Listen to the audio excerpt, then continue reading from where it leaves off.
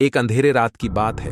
एक छोटे से गांव में एक पुराने हवेली में जो लंबे समय से खाली पड़ी थी, वहां एक नौकर रहने के लिए भेजा गया। नौकर को यह नहीं पता था कि उसका काम रात को होगा और हवेली में कुछ अजीब सी घटनाएं होती हैं।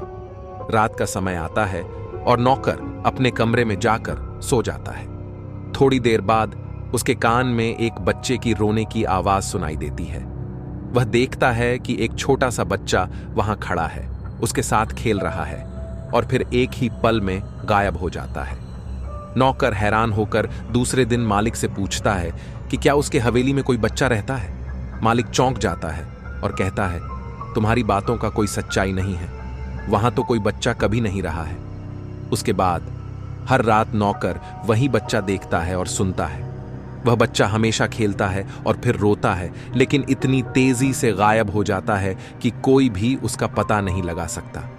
एक रात नौकर ने निर्धारित किया कि उसे बच्चे के पीछे जाना है। जब उसने बच्चा को पकड़ने की कोशिश की तो उसकी उंगलियां बच्चे की तरह गीली थीं और वह आवाज करने लगा, मुझे छोड़ो।